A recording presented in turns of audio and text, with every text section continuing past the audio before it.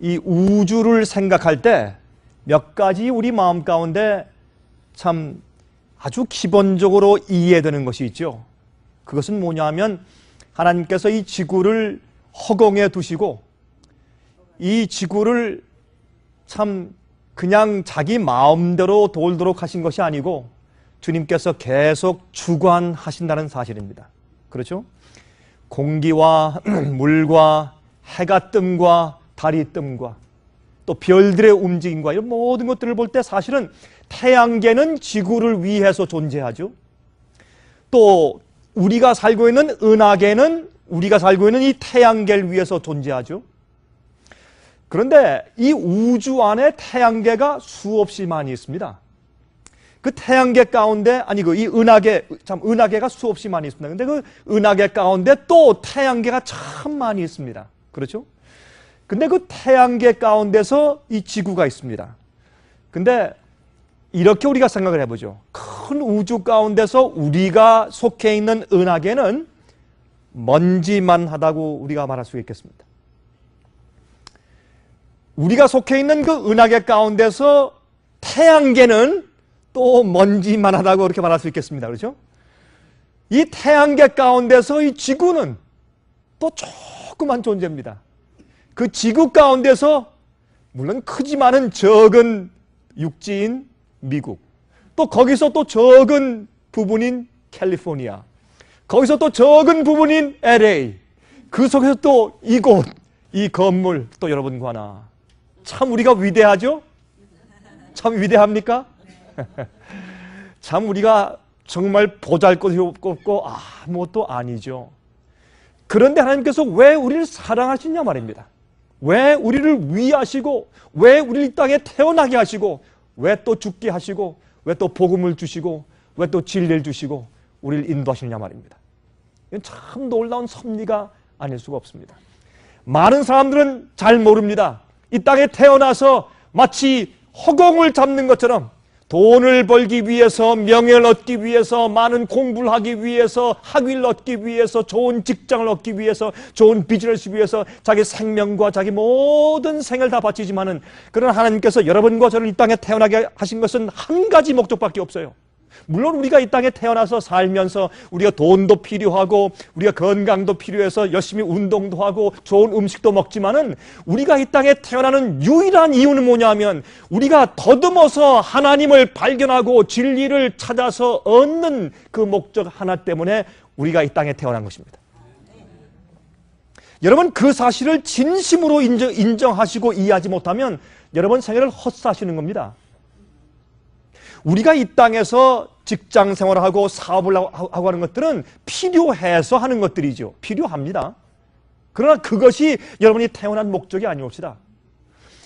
여러분, 아담과 해와가 범죄했을 때 하나님께서 그들을 금방 죽인 다음에 다른 인간을 창조하실 수가 있었어요. 그러나 그렇게 하시지 않은 이유는 그들의 눈을 보았을 때 하나님께서 무엇을 보셨습니까?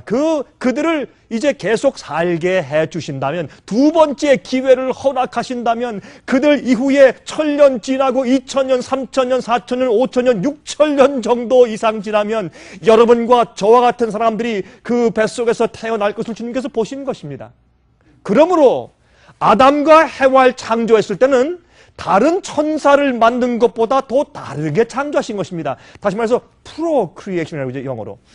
이 서로 생육하고 번성할 수 있도록 창조하셨기 때문에 하나님께서 이제 만약에 아담과 해와가 범죄했으므로 그들을 죽여서 없애버린다면 우리는 그 수많은 수십억, 수백억의 인간이 그 이후에 태어날 수 있는 기회를 박탈당할 뻔했다, 그 말입니다.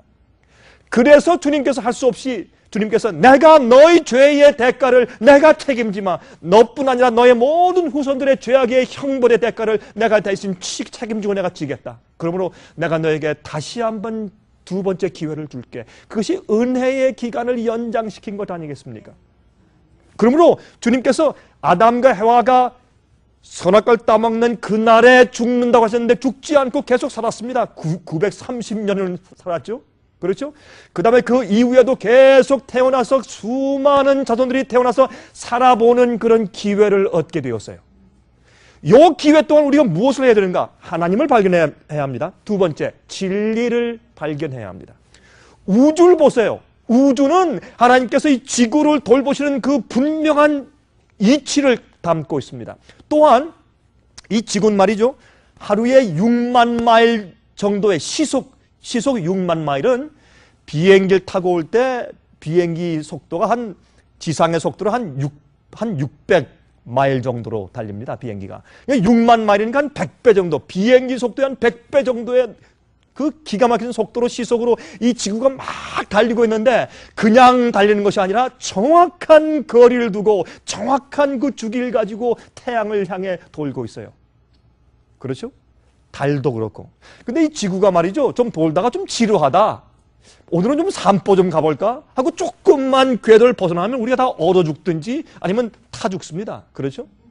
하나님께서 정확한 궤도를 돌게 하시는 데는 주님의 창조의 섭리와 오묘함이 있는데, 그것은 우리에게 무엇을 알려주는가?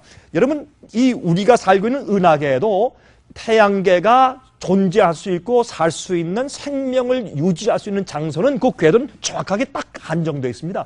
은하계에서 조금만 더 안쪽으로 가면 죽고 조금만 바깥쪽으로 나가도 죽습니다. 그 정확한 궤도를 돌게 하세요. 왜 그렇게 하실까요? 하나님은 질서의 하나님이시고 하나님은 법칙의 하나님이세요. 그래서 성경엔 그래서 법칙이 있고 계명이 있어요.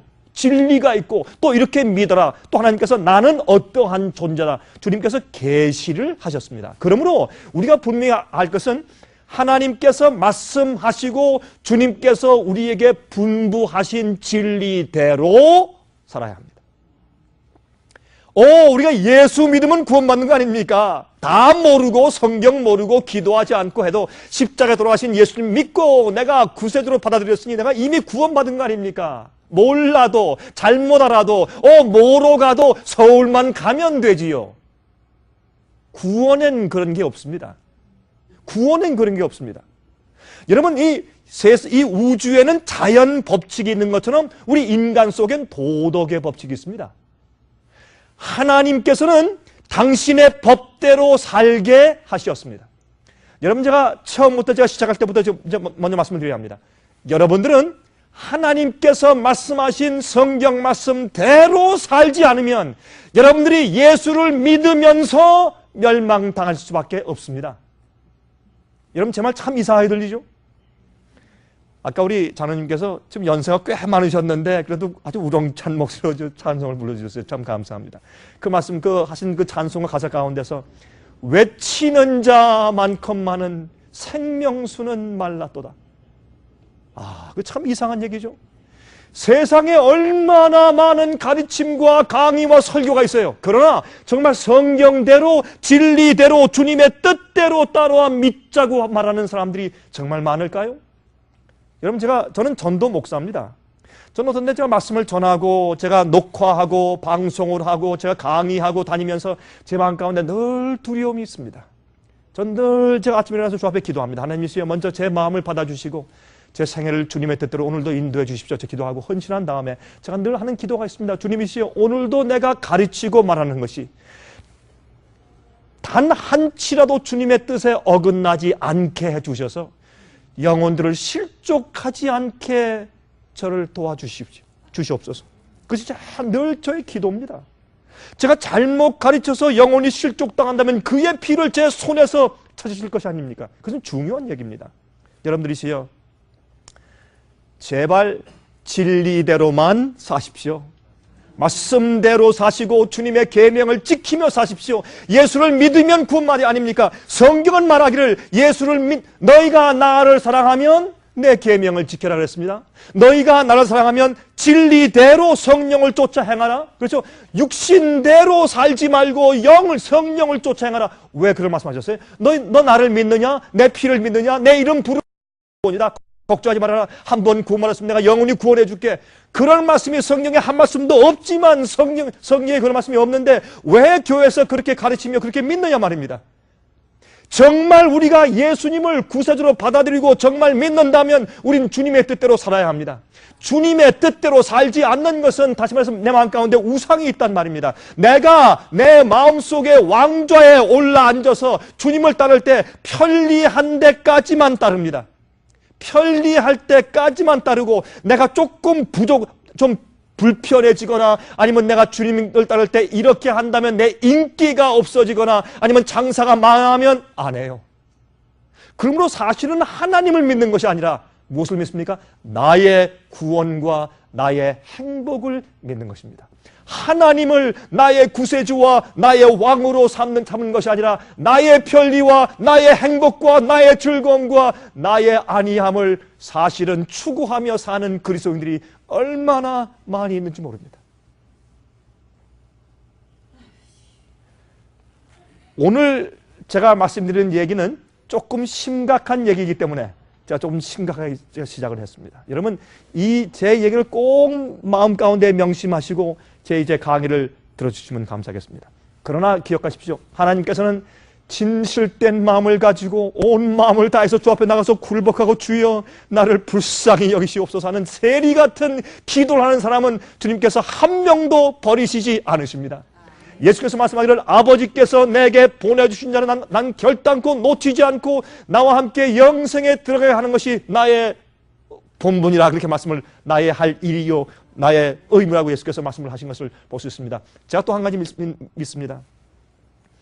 정말 진실된 동기와 마음과 소원을 가지고 주 앞에 나오는 영혼들은 갑자기 트럭에 받쳐서 즉사할 그런 사고를 당한다고 할지라도 그 사람이 주 앞에 기도해서 주님께 용납받는 그 경험이 하기 전까지 주님께서 죽게 하시지 않으십니다.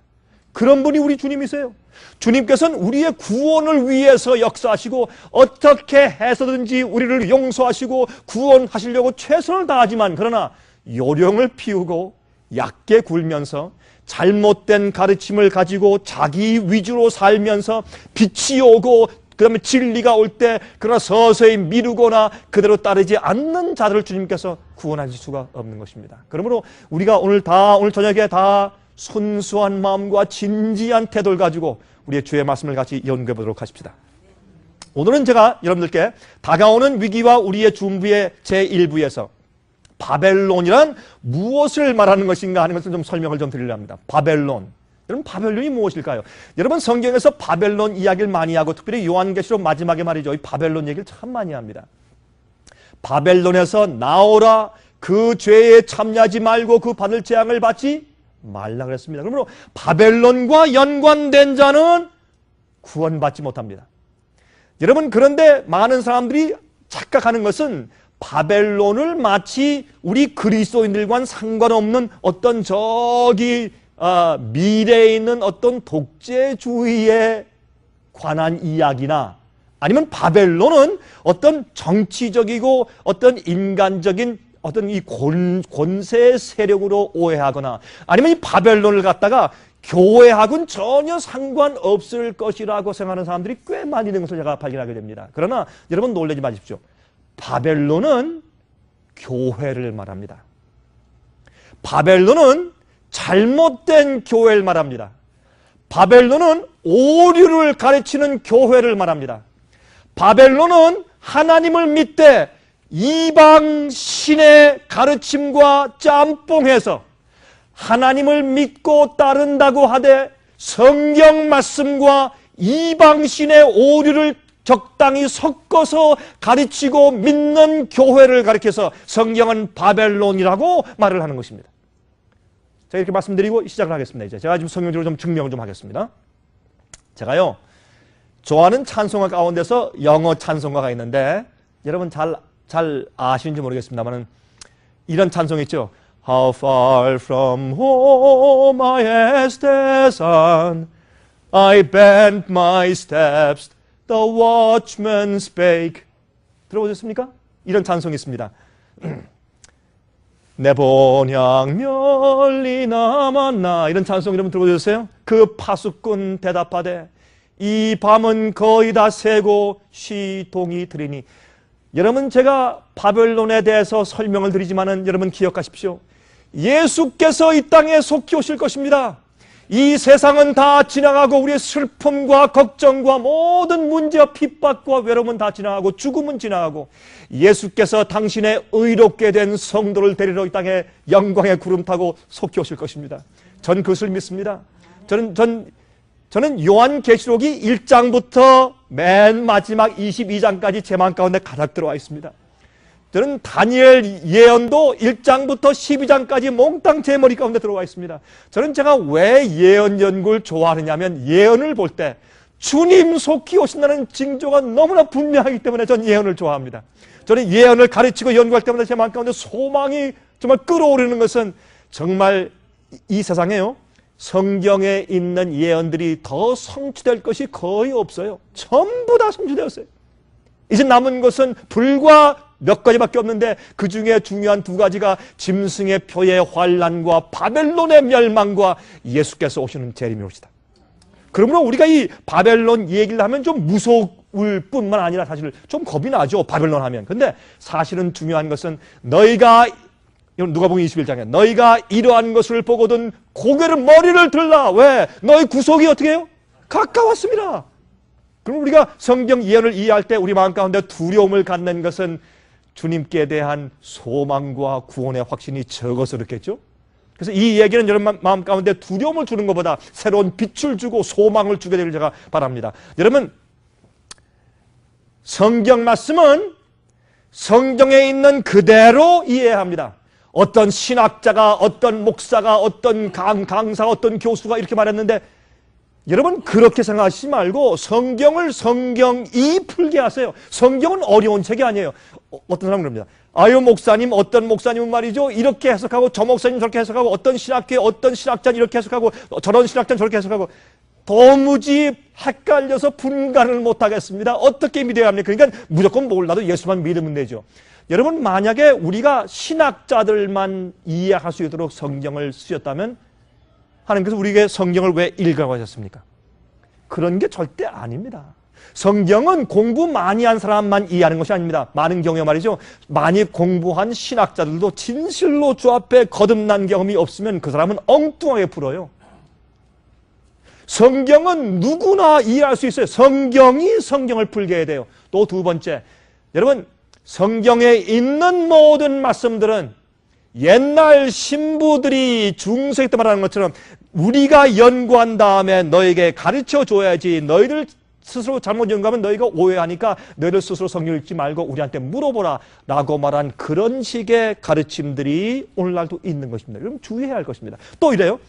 요한계시록 모르는 책이야 닫아두어라. 그건 몰라도 구원받는다. 아니 그러면 왜 계시록이라고 썼습니까? 계시는 밝힌다는 것입니다. 연다는 것입니다. 펼친다는 것입니다. 주님께서 여러분과 제가 앞으로 갈 때 여기에 함정이 있다, 저기에 함정이 있다, 이게 위험하다, 이게 마귀의 계략이야, 이것이 무서운 마귀의 작전이야, 이거 조심해라, 피해라, 그렇게 우리에게 알려주시기 위해서 지도를 주신 것이 요한계시록인데 왜 그것을 모르냐 말입니다. 자, 이것을 이 목사님은 이렇게 해석하고 저 목사는 저렇게 해석하고 그래서 모른다. 그게 아닙니다. 여러분 기도하면서 성경을 가만히 보십시오. 성경이 액면 그대로 성경을 이해하세요. 성경 속에 있는 컨텍스트가 여러분에게 설명하십시오. 절대로 요한계시록은 어려운 책이 아니고 요한계시록에는 많은 설명이 이미 들어있으며 천사가 준 설명도 들어있으며 차례차례 연구해보세요.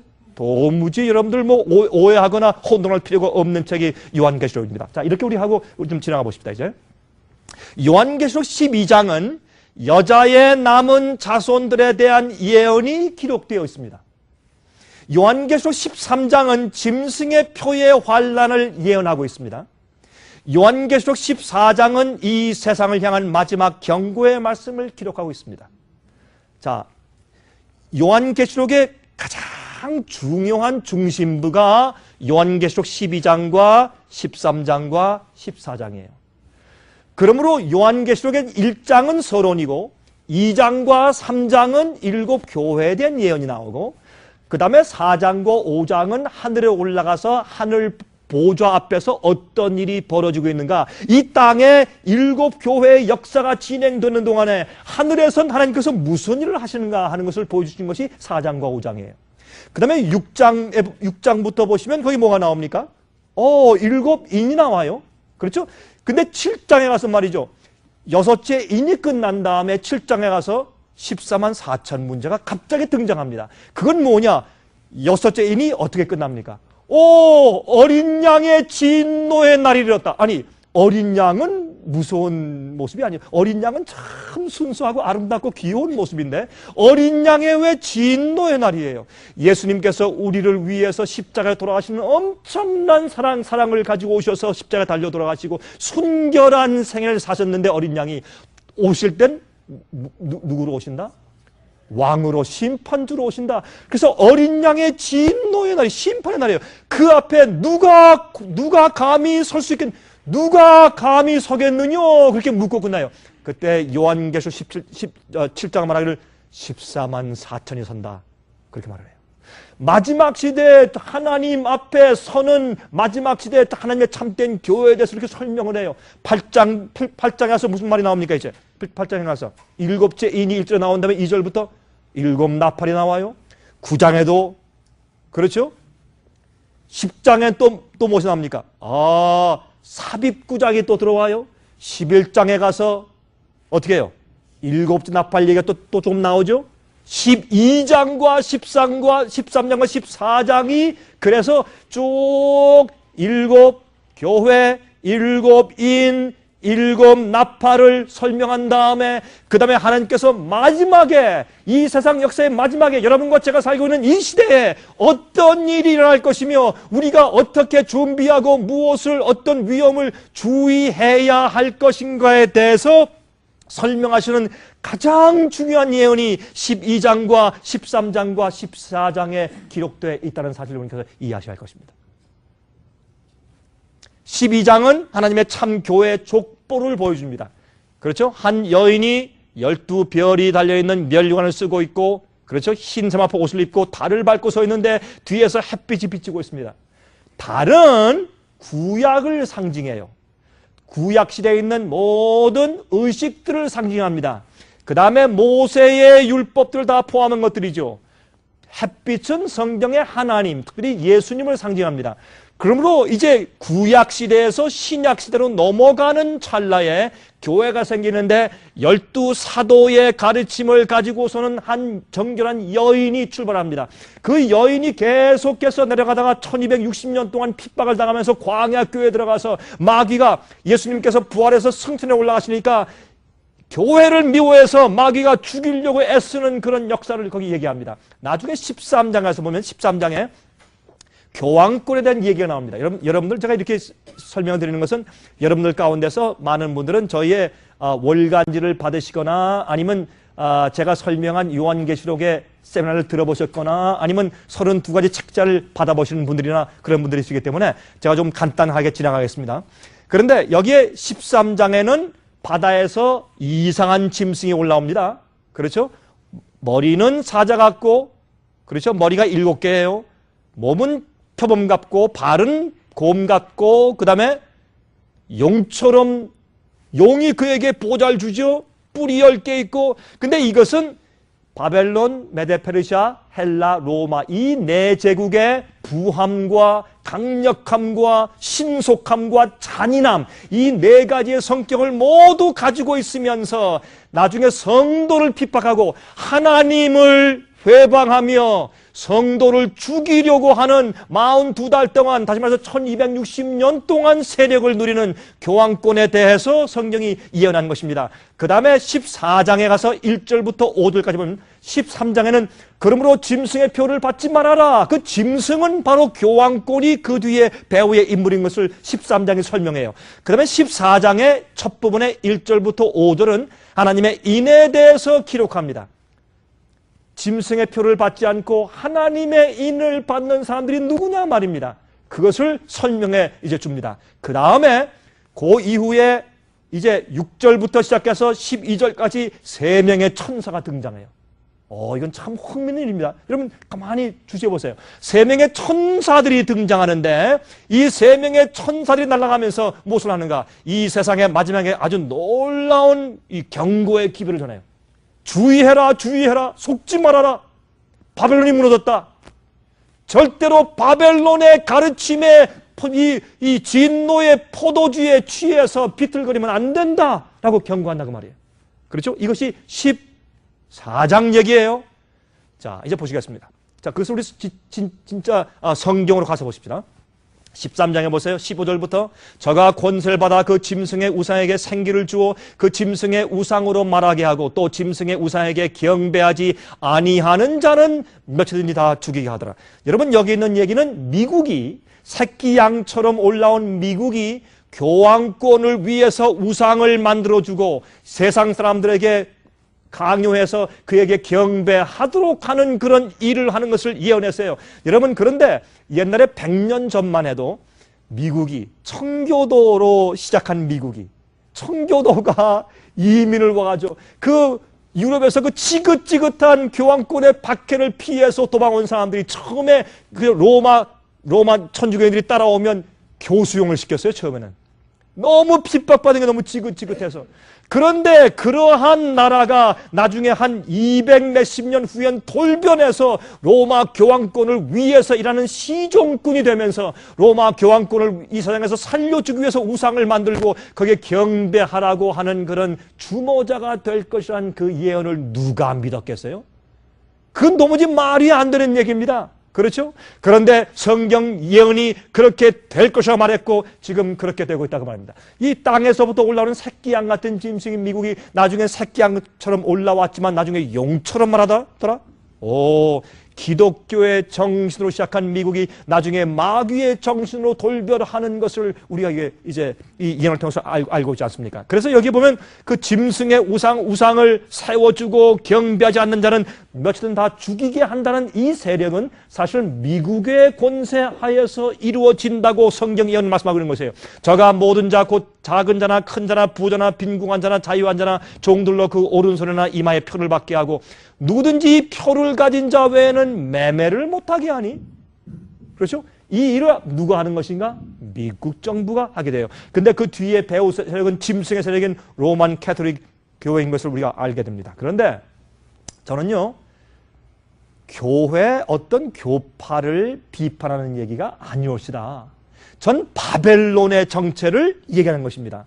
여러분, 어느 교파, 어느 교회도 진실되게 주님을 따르는 진실된 주의 백성들이 있어요. 모든 교파에. 심지어 로만 캐톨릭 교회 안에도 진실된 주의 백성들이 있는데 그들이 몰라서 그래요. 저는 그래서 거기서 가르치는 잘못된 가르침을 말하는 것이지 개인들, 그 교인들을 치는 얘기가 절대로 아닙니다. 여러분, 혹시 화면을 통해서 보시는 분들 가운데서 우리 로만 캐톨릭 교인들 계시면 그 입장에 있어서 여러분 오해하지 마시길 제가 부탁을 좀 드리겠습니다. 자, 그런데 여기에 666 얘기가 나오죠, 이렇게. 그래서 짐승의 표를 받지 말라는 경고가 나와요. 그런데 14장에 보면 아까 말씀드렸지만은 1절부터 5절까지 보시면 보세요. 그 이마에 어린 양의 이름과 그 아버지의 이름을 쓴 자들이 14만 4천이 시온산의 어린 양과 함께 섰어요. 이 어린 양의 진노의 날에 누가 능히 서리요 그랬는데 이들이 어떻게 해요? 능히 어린 양과 함께 시온산에 서지 않습니까? 그렇죠? 누가 능히 서리요 하는 것이 여섯째인의 얘기였어요. 그때 7장에 가서 하는 얘기가 바로 14만 4천이 선다. 여기 보세요. 내가 보니 어린 양이 시온산에 섰고 그와 함께 14만 4천이 섰는데 그 이마에 어린 양의 이름과 그 아버지의 이름을 쓴 것이 있습니다. 여러분, 우리 이마는 우리의 성품과 개성, 우리의 생각, 판단 이런 것들이 우리 이마 가운데 있습니다. 그러므로 우리의 이마에 하나님의 이름과 예수님의 이름이 기록되었다 하는 것은 하나님의 성품을 닮았다 그 말입니다. 우리가 태어나기를 죄의 본성 가지고 죄인으로 태어났으나 예수 그리스도의 십자가의 보혈의 은혜로 우리 마음의 죄를 씻고 성령을 쫓아 행할 때 우리 생애 가운데 의로운 습관이 다시 생겨버려서 악한 자가 의롭게 변했어요. 여러분, 예수님께서 십자가에 돌아가셔서 우리의 그 십자가의 은혜와 보혈을 믿을 때 주님께서 우리를 의롭다고 칭해 주시고 인정하시고 덮어주시는 것뿐만이 아니라 우리 주님은 우리 죄를 용서하시고 씻는 능력이 있을 뿐더러 동시에 우리 마음을 변화시키고 거듭나게 해서 의롭게 살 수 있도록 만들어주시는 능력도 함께 가지고 계신 것을 여러분 믿으시기 바랍니다. 주님은 우리 죄의 과거의 죄를 용서해 주고 끝나는 것이 아니라 우리를 왜 용서해 주십니까? 똑같은 죄를 그냥 짓고 살라고 용서해 주십니까? 아닙니다. 우리는 용서해 주시는 이유가 뭡니까? 의롭게 살려고 이제는. 그런 죄를 짓지 말라고. 주님의 말씀과 계명대로 살라고 용서해 주시는 것이죠. 그러므로 주님은 우리 죄를 씻는 능력만 있으신 것이 아니라 여러분과 저를 변화시키고 우리를 올바로 살도록 인도하시는 성령의 능력도 함께 주신다 그 말이에요. 전 그것을 믿습니다. 전 체험적으로 압니다. 보세요. 그런데 보세요. 나중에 이 14만 4천 밖에는 능히 그 노래를 배울 자가 없어요. 새 노래를 이들만이 불러요. 왜? 이들이 앞으로 엄청난 환란을 통과할 것이기 때문에 그렇습니다. 많은 그리스도인들이 요즘에 비밀 휴거를 믿으면서 그리스도인들은 의인들은 환란 통과하지 않는다. 걱정하지 말아라. 미리미리 하나님께서 천사를 보내가지고 휴거시켜서 그것도 비밀 휴거예요. Secret rapture. 비밀리에 다 들어 올라가신다. 그러므로 환란 걱정하지 말아라 이렇게 얘기합니다. 여러분이시여, 그건 오해입니다. 성경에 말하기를 의인들도 악인들도 똑같이 환란을 통과한다 그랬어요. 여러분 요한계시록 7장을 보시면 거기에 이 14만 4천이 어디서 나와요? 그들은 큰 환란에서 나온다 그랬어요. 큰 환란에서 나오는데 그 환란 통과할 믿음이 준비되고 성품이 준비됐어요. 칼이 들어오고 총이 들어와도 아무리 사고 팔고 하는 그런 권리를 다 박탈시켜서 고통을 줄지라도 감옥에 갈지라도 어떤 고난이 있을지라도 그들은 주님의 진리를 버리지 않습니다. 주님의 뜻대로 사는 그들의 충성을 버리지 않습니다. 그들은 환난 통과할 믿음을 준비했고 두 번째, 그런 자들이 인침받았기 때문에 주님의 거룩한 천사가 그들을 보호해서 그들이 칠재앙의 해를 받지 않는 것입니다. 여러분 보세요. 하나님께서 다니엘 말고 세 친구들 사드락과 메삭과 아벳느고, 그렇죠? 그들이 어떻게 해요? 풀무불 속에 들어갔습니까? 안 들어갔습니까? 들어갔죠. 주님께서 그들을 구하실 때 풀무불에 들어가지 않도록 구원하신 것이 아니라 풀무불에 들어가서도 타 죽지 않게 보호하셨어요. 앞으로도 마찬가지예요. 주님께서 앞으로 우리 핍박당하지 않고 칠재앙 당하지 않고 미리 휴거해서 올라가는 것이 아니라 우리가 칠재앙을 통과하고 마지막 대환란을 통과하지만 그 환란이 우리의 머리카락 하나 상하지 않게 하심으로 구원하신다 그 말입니다. 어떤 자들에게? 인침받은 자들에게. 참 제가 할 얘기가 많아요. 여러분들 제가 이렇게 여러분들 그 입맛만 돋구고 마음 가운데 좀 이 불만 좀 지펴드릴 테니까 여러분 계속 말씀을 연구하시고 저희 테이블 받으시고 책자를 읽어보시고 계속 연구하시기 바랍니다. 그래서 저희가 다 설명해 놓았어요. 보세요. 근데 이들은 누굽니까? 여자로 더불어 더럽히지 아니하고 정절이 있는 자예요. 왜 이 교회가 여자인데 왜 또 다른 여자가 나와요? 이것은 음녀를 말하는 것이에요. 음녀는 처녀가 음녀가 되죠. 똑같은 여자예요. 그렇죠? 정조를 잃은 여자예요. 그렇죠? 자기의 남편만 위해 사는 여자가 아니에요. 다른 이 나그네 저 나그네 전부 다 어떻게 해요? 음행을 하며 사는 여자이기 때문에 음녀라고 불러요. 그러므로 성경 말씀과 예수께서 말씀하신 진리대로만 순결하게 사는 사람들이 아니라 어떻게 한다고요? 이런 가르침 저런 가르침 이방의 가르침 바알신의 가르침 이런 모든 것들을 잡동사니를 전부 다 포용해서 혼잡하게 되었기 때문에 바벨론이 된 것이에요. 그러므로 바벨론과 더럽히지 아니하고 정절이 있다고 말씀했어요. 또 그 입에 거짓말이 없고 흠이 없어요. 제가 이 얘기를 하려면 한 시간 또 해야 돼요. 자, 그냥 지나가겠습니다. 입에 거짓말이 없다는 말은 성경에서 무슨 뜻인가 하면 마음에 간사함이 없고 괴울이 없고 마음의 생각에 거짓이 없고 순결해야 입이 순결하죠. 왜 욕이 나와요? 왜 비난이 나와요? 왜 정죄하는 말이 나와요? 그 이유는 마음 가운데 그런 생각과 그런 뜻이 있기 때문에 나오는 것이죠. 그래서 입에 거짓말이 없어요. 예수께서 말씀하기를 나다나엘이 올 때 참 이스라엘 사람이라 그 입에 무엇이 없다?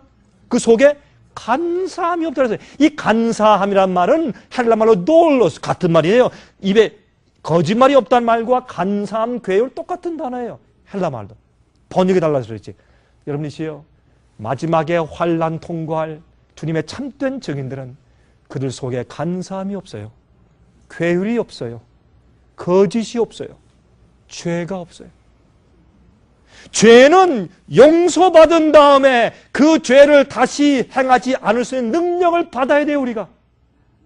실수했을 때 마음 아파하고, 여러분 정말 주님의 십자가를 정말 알고 정말 주 앞에 마음을 바친 사람이면 죄를 미워하게 돼 있어요. 여러분 마음 가운데 죄를 사랑하는 마음이 가득 차 있는 한 절대로 죄를 승리할 수 없습니다. 여러분 마음을 주 앞에 드리세요. 매 십자가 앞에 나와서 말씀과 피로 씻으세요. 그 다음에 성령께 구하세요. 주님이시여, 내 마음 가운데 죄에 대한 미워하는 심령을 주십시오. 죄를 미워하지 않는 자는 주님의 계명을 지킬 수가 없어요. 그것이 우리가 구원받은 증거예요. 죄에 대한 증오심이에요. 그 입에 거짓말이 없고 흠이 없다 그랬어요. 자, 또 계속 보십시다 이제. 그런데 그 다음에 그 말씀을 한 다음에 이제 14만 4천을 짐승의 표를 받지 않고 하나님의 인을 받는 사람을 소개한 다음에 그 다음에 3명의 천사가 등장해 보십시다. 요한계시록 14장 6절부터 7절 보세요. 또 보니 다른 천사가 공중에 날아가는데 땅에 거하는 자를 곧 여러 나라와 족속과 방언과 백성에 전할 무엇을 가졌어요? 영원한 복음을 가졌다. 왜 영원한 복음이에요? 참 이상하죠? 그냥 복음이면 그냥 복음이지 왜 영원한 복음이에요? 영원한 복음이라는 요 영원한 복음이라는 요 단어는 요한계시록에만 등장합니다. 이 세상 역사의 마지막을 장식하고 마지막에 대해서 예언하는 요 안에서만 요 단어가 등장해요. 왜 그럴까요? 여러분 제가 어떤 사람한테 내가 당신을 영원히 사랑합니다. 그럼 무슨 뜻이에요? 내 사랑은 변치 않는다 그런 말이죠. 내 사랑은 끝까지 간다 그런 말이에요. 그러므로 영원한 복음은 변치 않는 복음 그런 뜻이에요. Everlasting Gospel 영어로 한 번도 변해 본 적이 없어요. 하나님이 영원하세요. 그렇죠? 어제와 오늘과 내일이 항상 동일하세요. 항상 어제와 오늘과 내일이 아담에게 말씀하신 에덴 동산에서 말씀하신 그 복음과, 그렇죠? 구약시대의 복음과 침례 요한이 말한 복음과 바울이 말한 복음과 요한계시록이 말한 모든 복음이 다 동일한 것이에요. 그런데 왜 하필이면 영원한 복음이라고 말했는가 하면 마지막 시대에 와서 복음이 변질될 것이기 때문에, 변질된 가짜 복음이 세상을 꽉 채울 것이기 때문에 어떻게 해요? 이제 영원한 복음을 가졌다고 말해요. 영원한 복음을 정말 성경에 있는 복음대로 믿지 않으면 사람들이 어떻게 해요? 속임받아서 예수를 믿는다고 열심히 주여 주여 하면서 나중에 멸망받을 수가 있어요? 그 말씀에 성경이 있습니까? 없습니까? 예를 들어서 마태복음 7장 21절에 누구든지 주여 주여 하는 자마다 다 천국에 들어갈 것이 아니요 하늘에 계신 내 아버지의 무엇대로? 뜻대로 하는 자라야 들어갈 것이라. 참 그 이상한 말 아니에요? 아니요, 예수 믿으면 다 천국 가는 줄 알았는데요? 안 그래요? 예수 이름을 부르고 십자가를 받아들이면 다 천국 가는 줄 알았는데요? 성경은 그렇게 말씀하고 있잖아요. 예수께서 말씀하기를 너희는 나더러, 누가 보면 그 말씀이죠. 너희는 나더러 주여 주여 하면서 너희는 왜 내가 너에게 한 말은 행치 아니하느냐? 이거 뭔가 잘못되어 있죠? 그러므로 영원한 복음은 우리를 구원하시는 하나님의 능력인데, 복음으로 구원받은 자는 과거의 죄의 습관에서 끊어지고 주님의 뜻대로 살게 된 능력을 받아요. 그건 우리의 힘으로 되는 것이 아니에요. 우리의 노력으로 되는 것이 아니에요. 성령께서 우리 마음속에 들어오셔서 나의 주인 되시는 것이요. 이것이 복음이요. 이건 체험한 사람만 아는 것이요. 그래서 영원한 복음 보세요. 근데 이 복음이 어떻게 해요? 땅에 거하는 자들 여러 나라와 족속과 방언과 백성에게 전할, 세상 모든 사람들에게 전할 영원한 복음이 있어요. 보세요. 예수께서 말씀하기를 이 천국 복음이 모든 민족에게 증거되기 위해서 온 세상에 어떻게 해요? 전파되리니 그제야 끝이 오리라.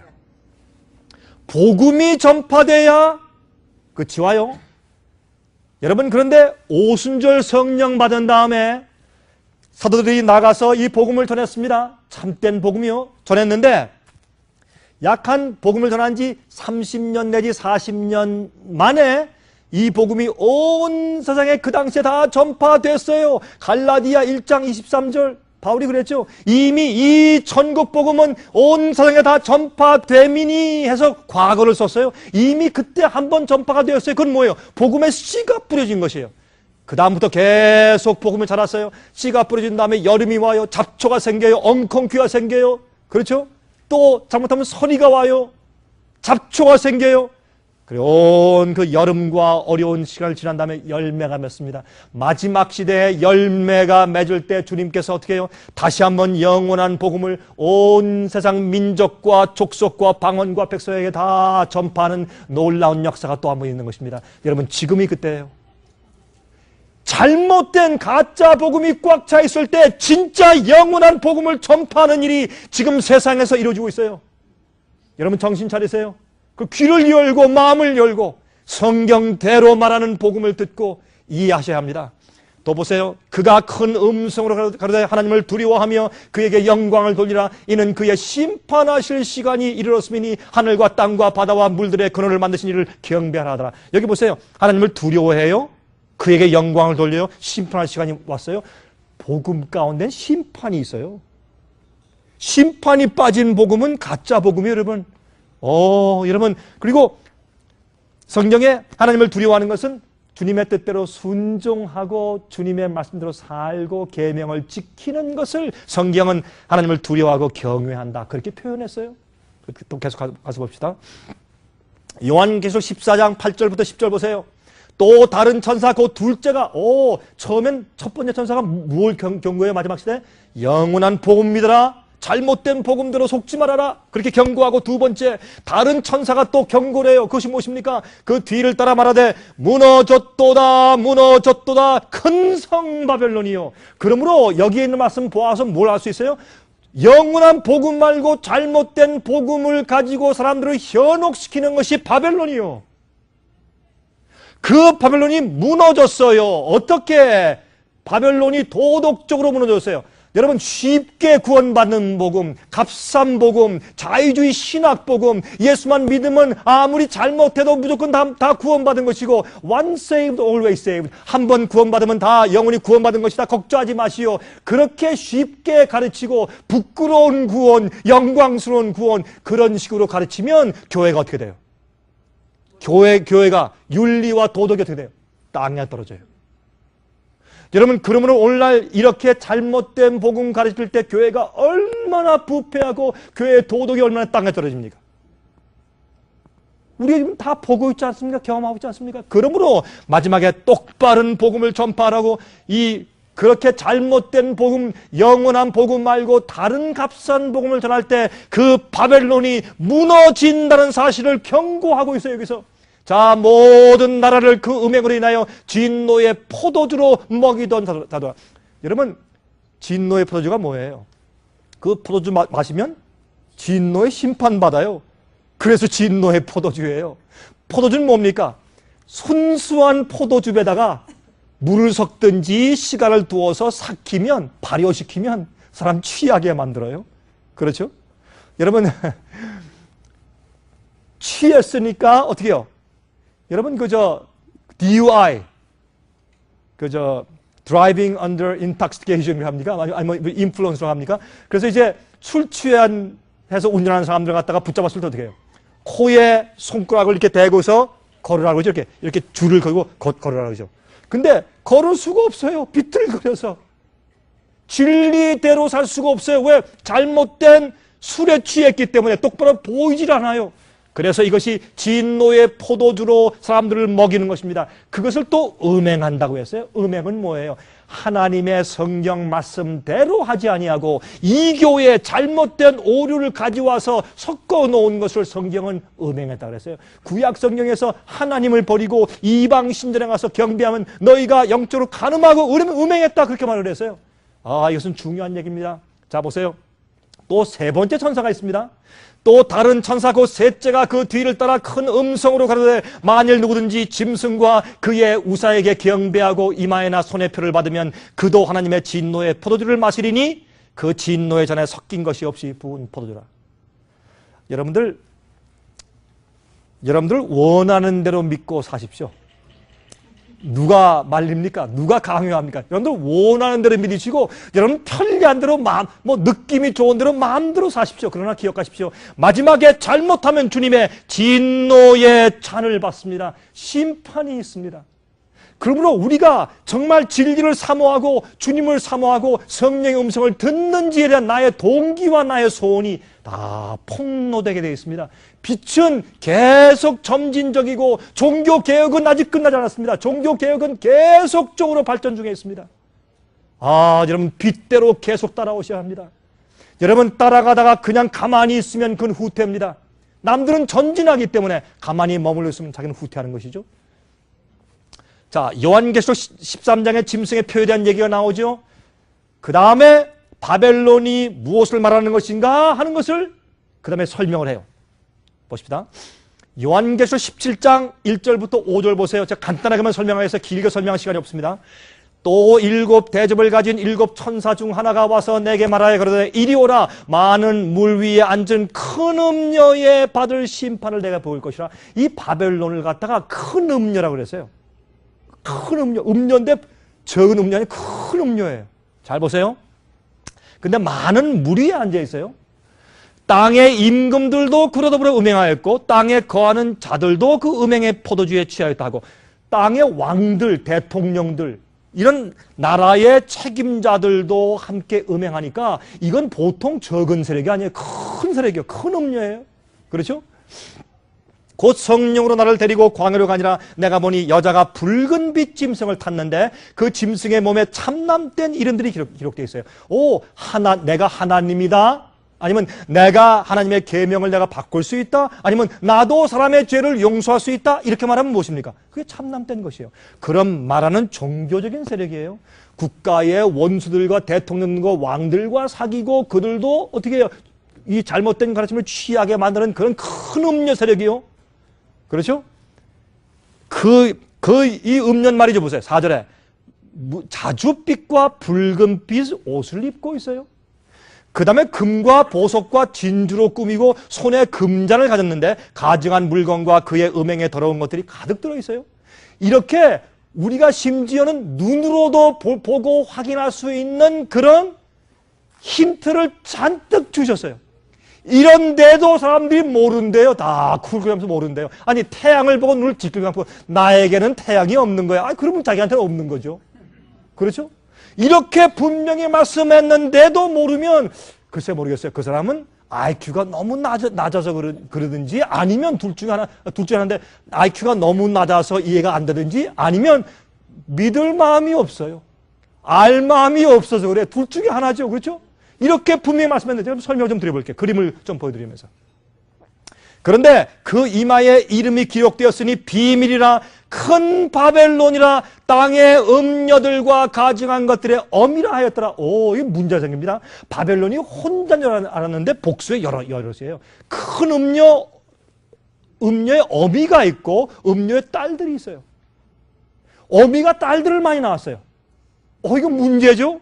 그러므로 이 세력은 큰 음녀가 자기의 동조하는 종교적인 세력을 많이 가지고 있어요. 다시 말해서 그 어머니의 잘못된 오류의 가르침을 그냥 전수받아서 어머니가 장녀니까 자기들도 장녀예요. 그래서 큰 음녀가 있으면서 땅에 음녀들이 있단 말이에요. 어떤 사람이 이렇게 그림을 잘 그렸어요. 이게 큰 음녀라고 여기 보면 금잔을 들고 있고 붉은 빛 짐승을 탔어요. 왜 성경 예언에서 짐승은 뭘 상징합니까? 나라를 상징해요. 그렇죠? 여인은 뭘 상징해요? 교회를 상징해요. 음녀는 타락한 교회예요. 왜 타락해요? 가르침이 잘못되니까 타락한 것이에요. 여러분, 조금씩 틀리게 잘못 성경대로 안 믿고 잘못 믿어도 예수만 믿으면 되죠. 아니에요. 잘못된 가르침을 듣고 잘못 믿고 살면 내 믿음과 생애와 품성이 잘못돼 버려요. 그러니까 똑바로 믿고 이런 것을 주의하라고 주님께서 경고하시는 건 아니겠습니까? 자, 이 여인이 그러므로 이건 뭔가 정치와 교회가 연합된 것을 말하는 것이에요. 그래서 여러분 유럽에서 청교도들이 피나 와가지고 이 국가를 세우면서 제일 먼저 1조에 아메리칸 컨스티튜션, 미국의 헌법 제1조가 뭐예요? 예? 종교와 출판과 언론의 자유예요. 절대 국가는 어떤 사람들의 양심을 제어하기 위해서 어떤 종교나 교회를 세울 수가 없다. 다시 말해서 국교는 있을 수가 없다. 그런데 국가와 정치와 교회가 하나가 되어 있는 교회가 있어요. 어느 교회입니까? 로만 캐톨릭이에요. 근데 로만 캐톨릭 교회가 큰 음료면 그 밑에 딸들이 많이 있어요.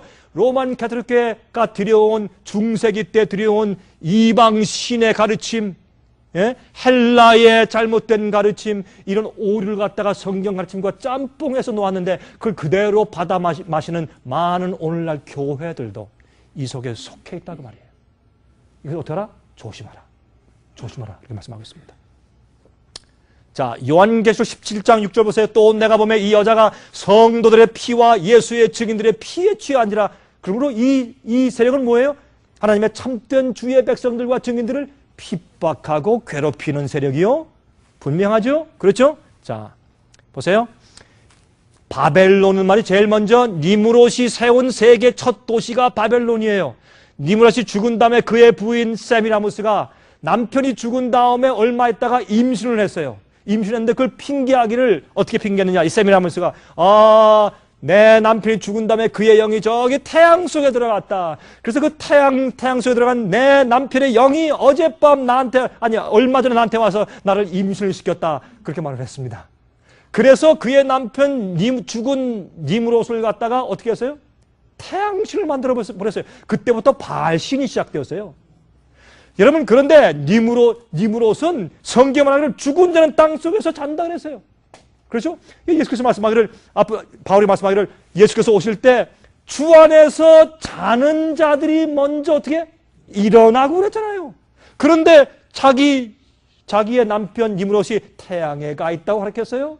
그리고 자기의 행음한 것을 자기의 남편에게 돌렸습니다. 그 다음에 자기의 아들이 있는데 그 아들이 담무스. 여러분 에스겔서 8장 보시면 그 여인들이 성전 안에서 담무스를 보고서 애곡하더라는 말이 나와요.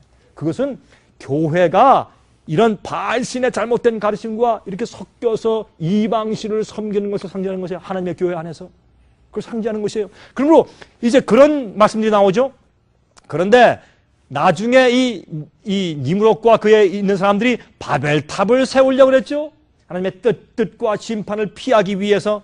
근데 바벨의 뜻은 발라이라는 말은 히브리 말로 혼잡케 함 그런 뜻이고 또 그게 이제 동사입니다. 거기에 명사의 바빌론은 신들의 문 그런 뜻입니다. 신들의 문.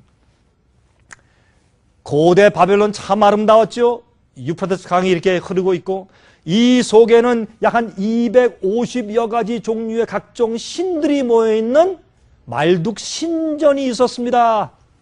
거기에 행잉 가든 공중정원은 7대 불가사의 가운데 하나였죠. 그래서 역사 가운데서 그 바벨론은 온갖 종류의 우상 숭배 집합 장소였어요. 다시 말해서 모든 사람들의 어떻게 해요? 그들의 그 취미와 그들의 원하는 것들, 그들이 좋아하는 기호들을 전부 다 비율 맞추기 위해서 이런 가르침 저런 가르침을 전부 다 갖다 놓았습니다. 또 교회를 크게 만들고 정치적으로 이용하고 돈을 벌고 비즈니스를 하고 숫자 교인들을 많이 늘리기 위해서 한 일이 바로 바벨론의 모든 온갖 세상의 신들을 다 갖다 모아놓은 것입니다. 여러분 오늘날 말이죠. 교회에서 교회 건물을 크게 짓고 1000명, 2000명, 10,000명씩 대형 교회를 만들려고 하는 교회 성장학은 성경에서 나온 것이 아닙니다. 여러분 제가 이런 얘기를 하면 참 제가 미움을 많이 받을 수밖에 없어요. 그건 사실입니다. 여러분 그렇게 해서 사도행전 2장, 3장에 있는 이 교회가 폭발하는 것을 예정을 들어서 말해요. 그러나 그들은 말이죠. 온 마음을 한 마음과 한 뜻으로 한 곳에 모여서 그들은 진심으로 회개해서 성령을 받았어요. 그들은 교회 크게 짓지 않고 핍박, 여러분 진리를 가지고 똑바로 살면 핍박을 받아요. 성경 말씀하기를 무릇 경건하게 살려는 자는 무엇을 받을 것이라? 핍박을 받을 것이라. 핍박당해서 쫓겨나서 도망가다가 복음이 세상에 전파되었어요. 한 교회를 그렇게 많은 숫자로 끌어들이기 위해서 성경의 가르침은 무시하고 그 사람들의 비유를 맞추기 위해서 이러저러한 모든 구락부처럼 비즈니스처럼 만드는 교회 성장학은 바벨론의 성장학이요.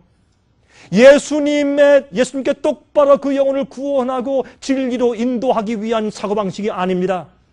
여러분, 우리가 영혼들을 구원하고 복음 전파해야 됩니까? 마땅히 해야 됩니다. 그러나 교회를 성장시키거나 한 사람을 높이거나 어떤 인간을 높이기 위해서 교회 성장학을 하지 말아야 할 것입니다. 그것은 하나님께 욕을 돌리는 것입니다.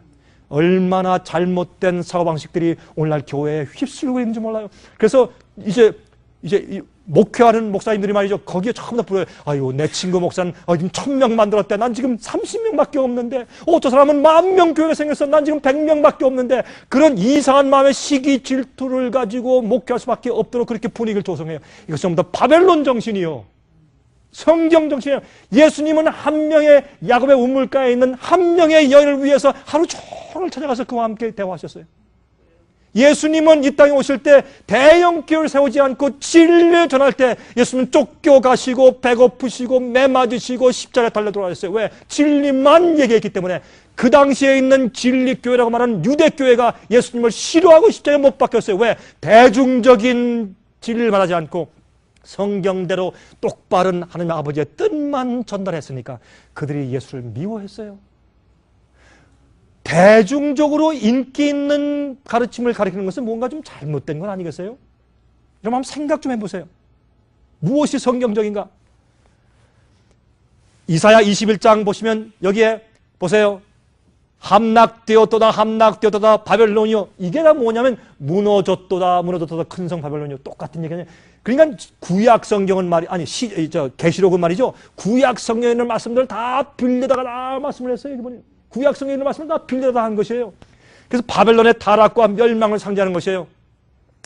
여기 보세요.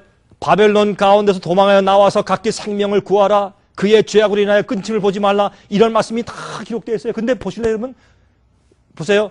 바벨론이 졸지에 넘어져 파멸되니 이것은 예레미야 51장 얘기죠. 근데 이런 말씀들이 어디에 있어요? 계시록 18장 보면 다 있어요. 보세요. 일 후에 다른 천사가 하늘에서 내려오는 것을 보니 큰 권세를 가졌는데 그의 영광으로 땅이 환하여지더라. 힘센 음성으로 외쳐가로되 무너졌도다 무너졌도다 큰 성 바벨론이요 귀신의 처소와 각종 더러운 영에 모이는 곳과 각종 더럽고 가증한 새에 모이는 것이 되었도다. 성령이 아니라 다른 영이에요. 오늘날 교회에서 성령이 오셨네 성령이 오셨네 찬송 부르며 하는데 어떤 때 보면 그게 진짜 성령이 아니에요. 잘못된 성령이요. 한 번은 말이죠. 제가 이런 집회를 하는데 두 집사님이 집회가 끝날 때까지 기다리는 다음에 목사님 꼭 질문할 것이 있습니다. 저를 데리고 저 구석에 갔어요. 이렇게 질문을 하더라고요. 목사님, 우리 마음 가운데 큰 고민이 있는데 이거는 우리 교회에서도 제가 물어볼 수가 없습니다. 참 제가 우리를 잘 모르시니까 제가 솔직히 좀 목사님께 좀 질문합니다 하고 제가 물어보는데 이렇게 말을 해요. 우리 교회에 방언을 제일 잘하는 여집사님 두 분이 있는데 이 두 분이 교회에서 말썽을 제일 많이 일으킵니다. 제일 많이 팔을 만들고 제일 많이 문제를 일으킵니다. 이거 어떻게 이해하면 좋겠습니까? 성령을 받은 두 사람이 제일 문제를 일으킵니다. 잘했습니다. 그거요 간단합니다. 그 성령 가짜입니다. 그 가짜입니다. 그렇죠? 아니 성령께서 방언의 능력 주시고 또 옆으로 가서 교회에서 말썽을 일으켜요? 문제를 일으켜요? 진리를 얘기하다가 핍박받으면 그건 당연히 그런 문제를 일으켜야죠. 그거 말고 사람들 이간질하고 팔을 만들고 여러분이시여 우리 정신 차려야 합니다. 여기 보세요. 귀신의 처소가 되었어요. 교회가요? Yes. 귀신의 처소와 각종 더러운 영에 모이는 곳이 되었어요. 이렇게 말해요 성경이. 여러분 계속 연구해 보셔야 돼요. 4절 보세요. 또 내가 들으니 하늘로서 다른 음성이 나서 가로되 내 백성아 거기서 나와 그의 죄에 참여하지 말고 그의 받을 재앙들을 받지 말라. 아까 우리 읽은 예레미야 51장과 똑같죠?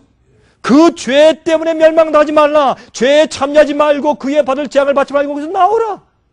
그 가르침에서 나오라면 그런 거 믿지 말란 말이에요. 성경대로 믿으란 말이에요. 여러분이시여, 오늘날 바벨론적인 비성서적인 복음이나 잘못된 교리나 잘못된 예언 해석 같은 여러분을 하나님께로부터 분리시키고 마지막을 위해서 인침받게 똑바로 준비시키지 못하는 잘못된 가르침에서는 다 나와야 합니다. 이게 성경의 마지막 시대 경고예요.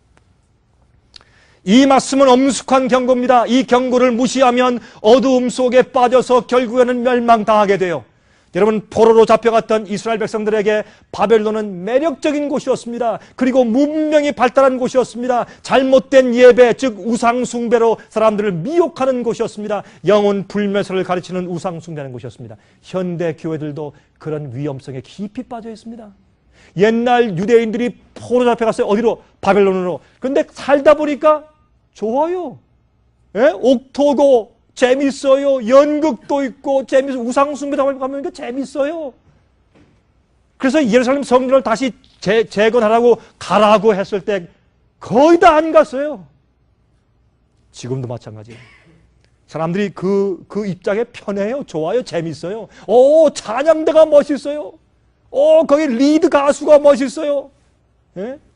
교회가 멋있어요. 가면 친교 시간이 재밌어요. 예? 그 안에 가면 또 교인들이 많으니까 비즈니스가 잘 돼 또. 사람들 잘 사귀니까 그렇죠? 똑같은 얘기예요. 옛날 얘기는 지금 영적으로 다 반복되고 있는 것입니다.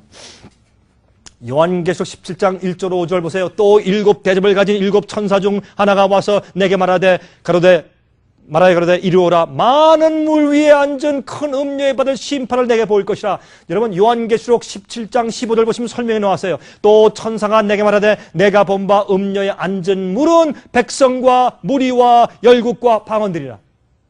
그 음료가 물 위에 앉아 있어요. 한 번은 또 어떻게 해요? 짐승을 탔다는데 여기 또 물 위에 앉아 있어요. 왜요? 많은 세계 사람들의 지지를 받고 있다 그 말이에요. 헌금이 어마어마하게 쏟아져요. 들어와. 많은 사람들이 지지해.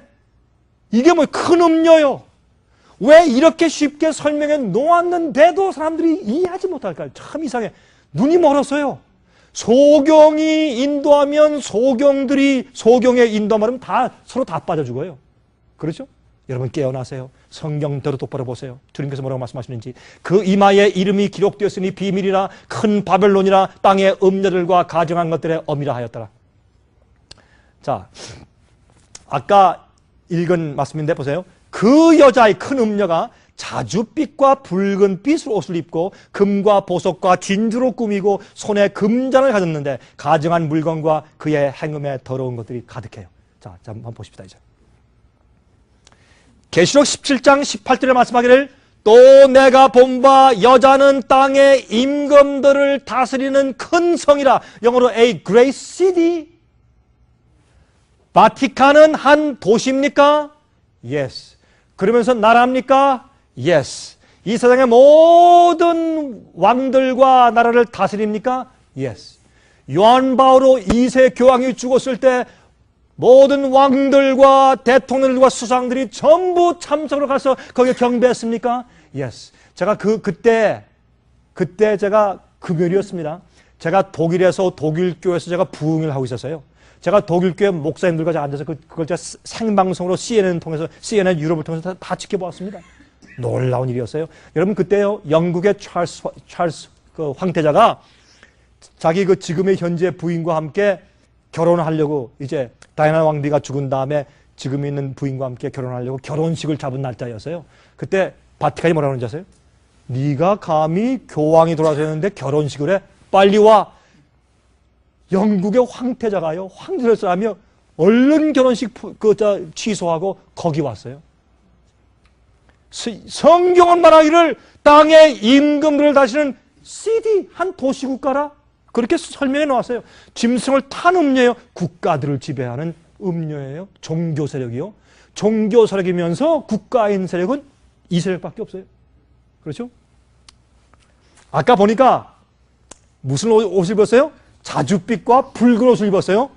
교황은요 붉은 옷을 입는데 그 옆에는 추기경들은 자주색 옷을 입었어요. 이렇게 주님께서 보여주셔도 사람들이 눈이 멀어가지고 몰라요. 뭐가 바벨론인지 몰라요. 보세요. 또 금과 음과 보석으로 어떻게 꾸몄어요? 그래요, 안 그래요? 아니, 이래도 모르시겠어요? 이래도 모르면 안 믿겠다고 눈 감든지 아니면 IQ가 너무 모자라서 이해 안 되는지 둘 중 하나죠. 그렇죠? 미사 드릴 때 뭐예요? 항상 금잔을 들고 하죠? 미사와 성만찬 예식은 다른 거예요, 여러분. 그렇죠? 그런데 왜 오늘날 말이죠? 오늘날 이스터, 부활절날 신부가 개신교에 와서 어떻게 해요? 미사 집전해주고 또 개신교 목사가 천주교에 가서 미사에 참여하고 왜 그런 일이 생겨요? 또 성만찬 예식을 유카리스트라고 불러요. 유카리스트가 뭐예요? 유카리스트는 성만찬 예식이 아니에요.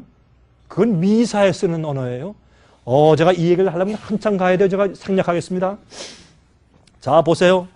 온 서양 사람들을 호위하며 진노의 포도주를 마시게 해요. 이 포도를 누가 마시는가? 오늘날 많은 개신교회가 쭉쭉 들이마시고 있다고 말이에요. 그래서 큰 음료 밑에 음료의 딸들이 많이 생겼어요. 잘못된 가르침, 잘못된 복음, 잘못된 예배 형식. 여러분 그 잘못된 예배 형식, 저 한마디만 하고 지나갈게요. 어떤 때 제가요, 요새 그 개신교에 사는 예배 형식을 가만히 보면, 저 성령이 저 속에 과연 거하실까? 너무 감정적이고 막 난리치고 말이죠. 성령이 무서워서 다 도망가겠어요? 그러면서 보세요. 성령이 오셨네. 그렇게 방정맞게 하는데 어떻게 성령이 오세요? 아니, 한 나라 대통령도 안 오겠어요. 그렇게 하는데. 대통령 올 때 나와서 막 이래요? 얼마나 점잖하고 경건하게 해요. 예? 아주 세련되게. 연습해가지고. 근데 하나님의 영을 촉정하면서 그런단 말이에요, 사람들이. 그럼 생각을 좀 하셔야 돼. 생각을 좀. 예? 옛날에 안 그랬어요. 요즘에 생겼어요. 여러분이시요. 1960년도 중반에 바티칸 총회에서 이런 결정을 했어요. 집을 나간 형제들, 개신교인들을 다시 불러 모으는데 가장 중요한 것이 무엇이냐? 성령 운동을 일으켜라. 그리고 예배 형식과 음악을 바꿔라. 그렇게 했을 때 그런 지령을 가지고 제수잇들이 모든 교파에 이미 퍼져 있는 제수잇들이 크게 활동해서 그때부터 예배 형식이 바뀌고 설교 형식이 바뀌고 찬송 부르는 노래가 바뀌고 이상한 복음 성가들이 막 들어오고 박수 치는 게 생기고 춤추는 게 생기고 이상한 소리 지르는 게 생기고 통성 기도할 때 크게 소리 지르는 게 생기고 이런 것들이 과거에 있었어요? 없었어요? 여기에 60대 70대는 분들 한번 솔직히 말씀해 보세요. 그런 것들이 과거 우리 한국교회에 있었어요? 없었어요. 근데 왜 갑자기 생겼어요? 작전이에요. 그걸 아셔야 돼요. 큰 음녀가 작전을 했어요. 여러분, 저는 잘못된 시스템과 잘못된 가르침하라는 것이지 그 안에 있는 교인들을 비판하는 것이 아닙니다. 많은 분들이 몰라서 그래요. 자, 그래서 우리가 깨워주는 것이에요. 좀 똑바로 하자고 말씀대로. 여러분, 멸망당하지 말라고. 그 죄에 빠지지 말고 그 받을 재앙을 받지 말라 했기 때문에 우리가 말씀을 전하는 것뿐이에요. 여러분을 사랑하기 때문에. 여러분, 제가 이런 얘기를 전하면요, 제 인기 다 떨어져요. 솔직히 그래요, 정말. 전 인기 다 떨어져요. 그러나 제가 할 수밖에 없어요. 왜? 제 마음에 성령께서 그렇게 말하는 부담을 주시기 때문에. 영혼을 사랑하기 때문에. 어떤 데 가만히 보면 어떤 교회들 보고 예배드리는 모습 보면 제 가슴속에 눈물이 있어요. 참 탄식이고 아픔이 있어요. 내가 저들을 어떻게 도와줄까? 제 마음속에 아픔이 있어요. 그래서 이 말씀을 드리는 것이에요. 옛날에 말이죠. 이게 다곤신이에요. 다곤신. 이게 바알신의 한 종파인데 이 다곤신인데 왜 이게 피쉬냐, 물고기냐? 태양이 낮에는 떠 있다가 밤에 지면 그들은 물속으로 들어가니까 물속에 태양이 들어가서 물고기로 변한다 그렇게 생각을 했어요. 그래서 태양신의 일종이 다곤신이에요. 근데 다곤신은 삼층멸령을 쓰고 있어요. 보세요. 옛날에 다곤신이죠. 선피쉬 아니에요? 다곤신인데 보세요. 삼층멸류관이죠. 이건 하늘과 땅과 지옥을 다스린다 그런 뜻이에요. 삼층멸류관이에요. 그런데 이거 보세요. 이런 다곤신의 제사장들은 fish, 물고기 옷 만도를 이게 뒤집어 쓰고 일을 했어요. 그 사람들의 의복이에요. 그런데 보세요. 바벨론 나라의 날개 달린 사자, 여러분 다니엘서 7장에 나오죠. 바벨론 상징한 거. 실제로 바벨론 나라의 상징이 날개 달린 사자였어요. 근데 의인화해서 사람 머리를 그린 다음에 3층 면류관이 있죠. 그렇죠? 아, 이건 좀 흥미있는 얘기입니다. 보세요. 그런데 교황의 면류관이 뭐예요? 3층 면류관이요. 하늘과 땅과 지옥을 다스리기 때문에 똑같은 얘기예요. 왜 이럴까요? 참 이상하죠? 예? 여기 보세요. 열쇠가 있어요. 무슨 열쇠예요? 하늘과 땅과 지옥을 여는 열쇠가 있어요. 참 이상하죠? 자, 메소포타미아의 다곤신인데 보세요. 다곤신은 이렇게 이런 꽃갈 모자 써서 이게 왜 피쉬 모양 아니에요? 피쉬 모양 꽃갈 모자 쓰고 피쉬 이제 옷을 입고 이렇게 했는데 향로를 들고 여기에 이런 지팡이를 들고 이러고 그들이 예배를 드렸어요. 이것이 바알 신전에서 하던 바알 신 제사장들의 모습이었습니다. 근데 보시겠어요? 보세요. 여기 벽화 이렇게 돼 있죠? 똑같죠? 향로를 들고 있죠? 봉을 들고 있죠? 그렇죠? 피쉬 옷을 입고 있죠? 물고기 옷. 그런데 보세요. 로마 교회 사제들은 향로를 들고 있죠? 이게 피쉬 옷을 이렇게 만든 거예요. 보시겠어요? 자, 이가 똑같죠? 꽃갈모자. 이게 피쉬 옷이에요. 바알 신전에 있는 제사장들이 쓰던 모자예요. 그리고 보시겠어요? 자, 이런 모습들. 이거 보세요. 다 꽃갈모자 썼죠? 신부들이. 이게 피쉬 옷을 갖다가 피쉬 옷처럼 만들 수 없으니까 이렇게 만돌 만들어서 쓰고 있는 것들이에요. 이래도 우리가 이해가 안 돼서 여러분? 자, 옛날에 이 바알 신의 제사장의 모자를 보세요. 모자. 똑같죠? 그리고 이 교황의 옷의 옆에 이렇게 마치 불교의 표나 아니면 나치스 군대의 그 표시 같은 그런 표시가 이렇게 돼 있죠. 그렇죠? 그 스와스티카 같은 그런 그 모습이 있는데 그게 바티칸의 광장에 있어요. 제가 가봤어요. 보세요. 바티칸 광장이 꼭 그 모습이 돼 있죠. 이렇게 스와스티카처럼. 이게 뭔지 아세요? 해시계. 여기에 있는 요 탑은 뭔지 탑은 이거는 태양 신전 앞에 있는 오벨리스크 탑인데 태양이 비치면 그림자가 이렇게 쭉 가면서 시간을 알려주는 태양식이에요. 이게. 그것이 왜 바티칸의 앞에 광장이 있냐 말이에요. 그리고 또 재미있는 것은 말이죠. 교황이 들고 있는 요 떡, 미사 드릴 때 떡, 그 떡을 먹으면은 그게 진짜 예수님의 살과 피가 된다고 그렇게 말하는 이건 거짓말이죠. 그런 떡이죠. 그 보세요. 또 이제 미사 드릴 때 앞에 나가는 지팡이에 보세요. 여기에 태양 비치는 태양 그림을 달아놨어요. 왜 태양 그림을 달아놨어요? 그 위에 십자가가 있지만은 이상하죠? 뭐가 어떻게 됐을까요? 그렇죠? 태양이죠? 태양 비치는 것을 왜 이런 걸 들고 가서 미사를 드릴까요? 무엇과 무엇이 지금 짬뽕된 겁니까, 여러분? 자, 그런데 이 로만 카톨릭교에서 주로 주는 그 사제가 주는 떡, 예?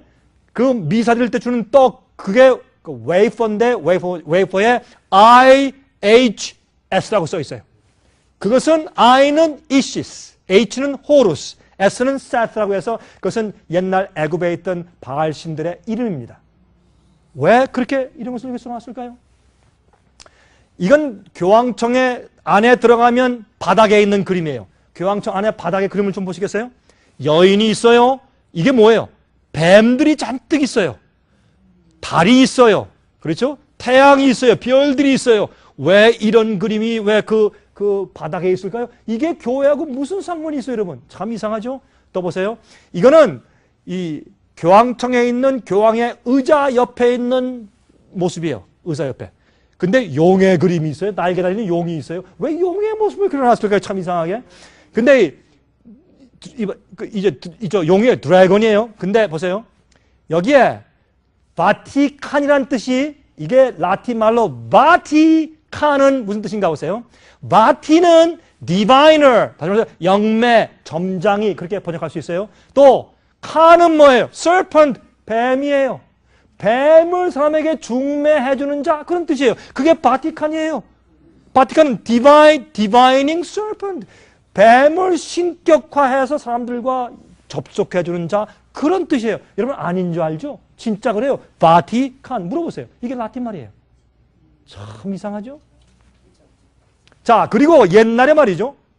옛날에 이 바벨론의 이제 제사장들은 말이죠. 이렇게 다녔어요. 이렇게 가말 타고 다녔어요. 가말 타는데 그 뒤에서 어떻게 해요? 큰 부채를 가지고 있고 사람들이 이렇게 메고 다녔어요. 가말 타고. 그런데 참 이상한 것은 말이죠.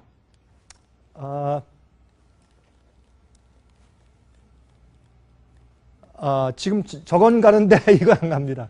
지금 조금 예,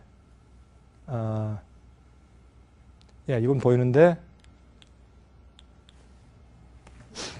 예, 가죠. 예.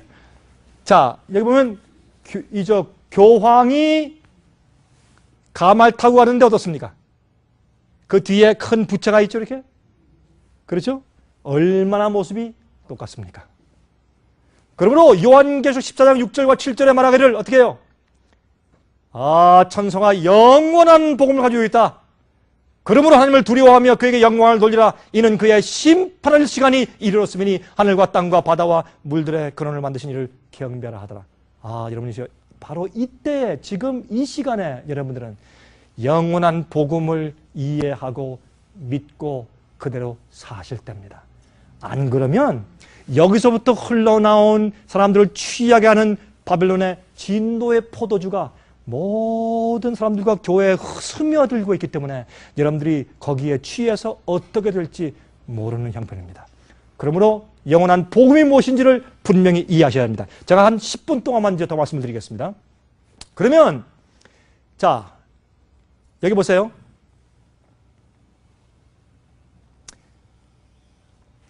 바벨론의 포도주는 사람들을 취하여 비틀거리게 만드는 오류의 가르침을 말하는 것입니다. 잘못된 예언 해석과 잘못된 복음과 잘못된 교리들의 가르침 때문에 사람이 취해서 비틀거리게 되어 있어요. 그렇죠? 그런데 성경이 제시하는 영원한 복음과 바벨론의 가짜 복음, 요 두 가지를 분명히 이해하셔야 돼요. 그래야 여러분들이 이것만 이해하시면 요게 가장 기본이기 때문에 요걸 이해하시면 눈이 떠요. 성령의 역사예요. 복음을 똑바로 복음대로 믿지 않고 얼렁뚱땅 믿어버리기 때문에 성령의 역사가 힘들어요. 왜? 자기를 위해서 적당히 믿기 때문에, 성령이 충분히 역사할 수 없기 때문에 성경이 안 보이고, 그죠? 우리 목사님이 그랬어. 어느 신학자가 그랬어. 누가 그랬어. 이 세상에는 저렇게 많은 사람이 다 틀릴 리가 있나?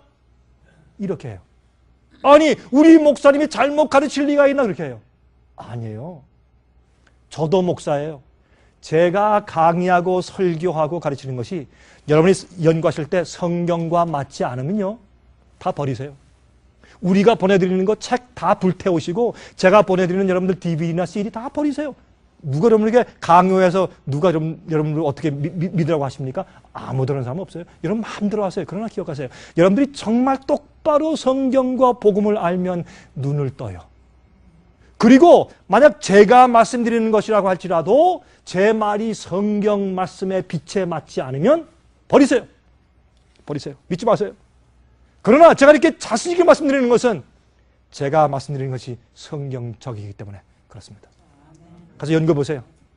한번 파서 보세요, 여러분. 그래서 이 진짜 복음과 가짜 복음의 차이를 아셔야 할 텐데, 진짜 복음을 어떻게 하는가 보세요. 마태복음 24장 14절 보세요. 이 천국 복음이 모든 민족에게 증거되기 위하여 온 세상에 전파되리니 그제야 끝이 올 것이라 그랬어요. 그런데 갈라디아 1장 7절부터 9절까지 그냥 복음 아니에요. 천국 복음이에요. 예수만 믿으면 된다. 그거 아니에요. 잘 들어보세요. 다른 복음은 없나니 다만 어떤 사람들이 너희를 요란케 하여 그리스도의 복음을 변하려 함이라. 복음을 변하게 한다 그랬죠? 그때부터 벌써.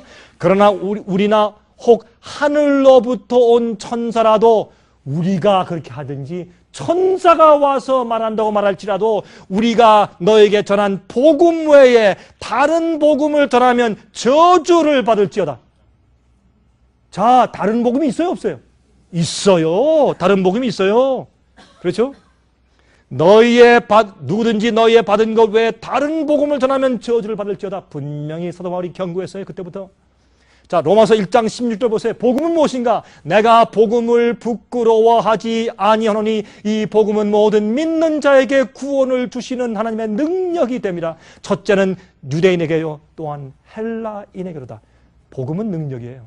복음은 파워예요. 복음은 기쁜 소식, 굿뉴스에서 우리를 구원하고 용서하시는 기쁜 소식, 예수님이 십자가 돌아가셨다, 감사하다, 그것만 말하는 것이 아니라 그건 반쪽이고, 복음은 예수께서 날 위해 돌아가시고 내 죄를 사하셨는데 주님께서 나를 과거의 죄를 용서해 주는 것뿐만 아니라 나를 현재 붙잡고 있는 죄의 파워에서 나를 건져내는 능력이 복음이에요. 여러분들 마음 가운데 오늘 저녁에 우리 한번 생각을 해보십시다. 어떤 죄의 힘이 여러분을 붙잡고 있습니까? 무엇이? 자꾸 남을 미워하는 것? 정죄하는 것? 돈에 대한 욕심? 타락? 간음? 간음하는 분들 계세요? 여러분 회개하세요. 정말 마음으로 음욕을 품는 자, 악한 것 보기를 좋아하는 자들. 여러분들이요, 혼자 여행 가실 때 남편도 없고 부인도 없고 자식도 없고 부모도 없고 나 혼자 있을 때, 그때 여러분 무엇을 보길 좋아하세요? 어떤 걸 듣길 좋아하세요? 어떤 일을 하기 좋아하세요? 그게 여러분이에요. 아무도 없을 때, 내가 혼자 어디 갔을 때 내가 뭘 보고 무엇 하기 좋아하세요? 그게 여러분이에요. 우리는 가정에서 그리스도인이 아니면 그리스도인이 아니에요. 제가요, 목사 일을 하다가 하루아침에 깼는데 가만히 보니까 제가 그리스도인이 아니에요. 목사인데 내가 그리스도인이 아니에요. 내 마음대로 살고, 마음대로 정욕을 가지고, 마음대로 부인 야단치고, 제가 그리스도인이 아니더라고요. 자, 그때 주 앞에 깨졌어요. 주님, 난 목사도 아니고 나는 그리스도인도 아닙니다. 주님, 날 도와주십시오. 나는 복음을 말하고 설교하지만 복음의 능력이 내 속에 없습니다. 날 도와주십시오, 주여. 날 불쌍히 여기십시오. 내가 주 앞에 굴복했어요. 복음은 우리를 구원하는 주님의 능력이에요. 예수님은 우리를 죄에서 구원하는 분인데 과거의 죄만 아니에요. 현재 나를 붙잡고 나를 자꾸 넘어지게 하고 나를 함정에 빠뜨리는 그 죄의 파워에서 나를 건져내는 파워와 능력을 주시는 것이 복음이에요. 여러분, 그 복음을 믿으세요? 그 복음을 경험하세요. 복음은 우리를 의롭게 만들어요. 복음은 우리가 주님의 뜻대로 사는 것이 즐겁고 기쁘게 만들어요. 그걸 부담으로 어렵게 만드는 것이 아니에요. 부담되면 어떻게 하겠어요, 여러분? 그렇죠? 요한복음 1장 12절, 영접하는 자 곧 그의 이름을 믿는 자들에게는 하나님의 자녀가 되는 무엇을 주셨으니? 권세를, 영어는 파워를 주셨으니, 주님을 따라가고 주님의 뜻대로 살고 주님의 계명을 지킬 수 있고 죄를 승리할 수 있는 파워를 주신다. 누구? 주님을 믿는 자들에게. 이게 복음을 믿는 것이요. 어떤 사람이 그래요. 부인을 자주 때려요. 제가 말을 하니까, 목사님, 제가요, 우리 부인 얼마나 사랑하는지 목사님 아세요? 제가 그랬어요. 사랑 두 번 했다가 부인 죽겠다. 그렇죠? 사랑은 법대로 하는 것이죠. 주님을 사랑한다, 주님을 믿는다 하는 것은 뭐예요? 주님의 뜻대로 사는 것이죠. 내 마음 가운데 죄의 습관을 끊지 못하고 있는데 어떻게 복음의 능력이 마음 가운데 있다고 말할 수 있겠어요? 우리가 실수할 수는 있어요. 넘어질 수는 있어요. 그러나 의도적으로 내 마음 가운데 계속적으로 습관적인 죄의 습관이 내 속에 있다면 그것은 뭔가 잘못된 사람이요. 로마서 6장 12절부터 23절 보세요. 여기 제가 시간이 이제 많이 지났기 때문에 제가 간단히 하겠습니다. 14절, 죄가 너희를 주관치 못하리니 이는 너희가 법 아래 있지 아니하고 은혜 아래 있습니다. 이 말 하니까요. 자, 봐라. 우리가 법 지킴으로 구원받는 게 아니니까 은혜로 구원받는 거니까 괜찮다. 그래요? 15절 보세요. 그런즉 어찌하리요? 우리가 법 아래 있지 않고 은혜 아래 있으니 죄를 지으리요? 그럴 수 있느니라. 그래, 사람들은. 있느니라. 성경은 없느니라. No way. 없느니라. 은혜는 사람들이 오해해서 은혜는 주님께서 죄 짓는 사람한테 내가 봐줄게. 너 연약하니까 그러니 내가 봐줄게 하고 아주 찡긋 윙크하고 그게 은혜가 아니라 은혜는 연약한 자에게 성령이 들어오셔서 주님의 뜻대로 살 수 있도록 능력을 주시는 것을 성경은 은혜라 그래요. 은혜. 은혜가 헬라어로 카리스. 바울의 말은 은혜는 우리를 구원하시는 죄에서 건지시는 하나님의 파워를 은혜라 그랬어요. 은혜. 그래서 죄가 너희 속에서 왕노릇한 것처럼 은혜도 너희 속에서 왕노릇한다 그랬잖아요. 그래서 은혜는 뭐예요? 파워예요. 죄도 파워예요. 죄도 파워예요. 은혜도 파워인데 죄가 많은 곳에 은혜가 더 많다. 그러니까 사람들이 해석을 반대로 해. 그러므로 나는 맨날 죄를 짓습니다. 어떤 때는 술도 마시고, 어떤 때는 담배도 피우고, 어떤 때는 간음도 하고, 어떤 때는 뭐 가끔 도둑질도 하고, 부부싸움도 많이 하고, 죄가 많습니다. 그러나 주님 사랑합니다. 또 교회 갑니다. 이번 주일날 또 와서 내가 회개합니다. 주여 받으시옵소서. 죄 많은 곳에 은혜가 많다고 했습니다. 이거 다 가짜요. 그게 아니에요. 나는 우리 아버지가 술 주정뱅이요 알코올 중독자였습니다. 그럼 나는 유전적으로 나쁜 DNA를 받고 태어났습니다. 그럴 때 주님의 성령의 은혜는 그 사람에게는 더 크게 임한다고 말이에요. 죄가 많은 곳에 내 부모는 나쁘고 내 조상도 나쁘고 내 습관이 참 나쁜 습관이 많고 난 깡패 두목이었었습니다.